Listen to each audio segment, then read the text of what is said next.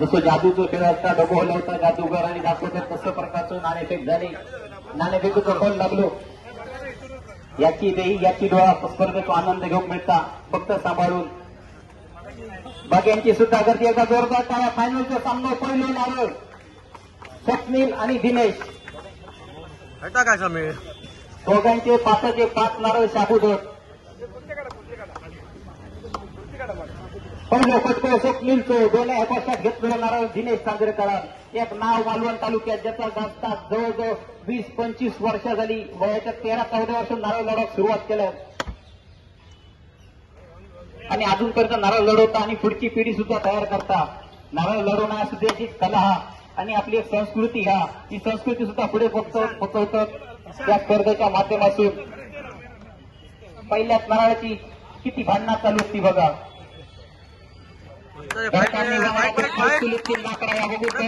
नारळ फुटलो. दिनेश साजरं करतो. स्वप्नील भारी पडता पहिला नारळ. विशाल नाव मात्र विशाल सॉरी मग मी स्वप्नील घेते विशाल नावा. ताकदी चौफटको हात झणझणलेले असतले काढीव पकड सादर करतो. विशाल भारी भरता दिनेशार. एक मोठी स्पर्धा अनिल जोशी यांच्या माध्यमातून.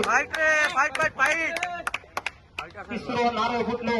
शेवटचे 2 नारळ शिल्लक आणि स्वप्नीलचे 4-5चे 5 नारळ शाबूत. आता मात्र जोर काढतो लगा.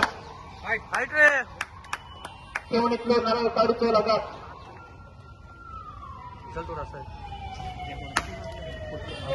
आता मात्र स्वप्नीलच्या स्वप्नीलचं पहिलं नारळ फुटलो.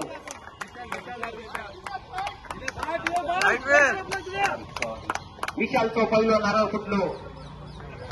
शेवटचे 2 नारळ शिल्लक. दिनेश मस्त पाणी का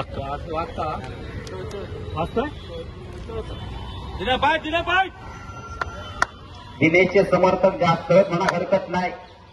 कारण दिनेश हे सुद्धा नेवल डॉकमध्ये काम करता आणि नेवल डॉकचे कर्मचारी तुमका जास्त दिसतले. कारण स्पर्धा अनिल जोशींच्या माध्यमातून भरवली गेली. मगाशी शब्द सुमनांजनचा कौतुक केला गेला. तेच अनिल जोशींच्या माध्यमातून भरलेली स्पर्धा. अंतिम सामना दिनेश विरुद्ध विशाल.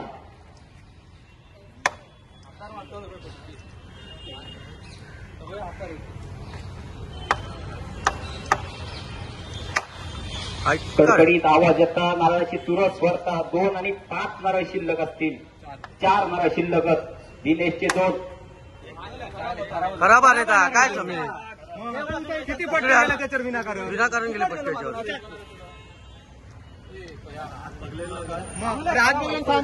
सांगितलेलं आहे खरं पहिला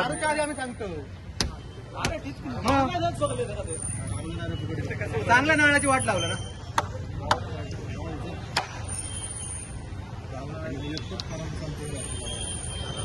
शेवटचं नारळ होत एक दिनेश चांदेरकरचो. गेला नारळ गेला रे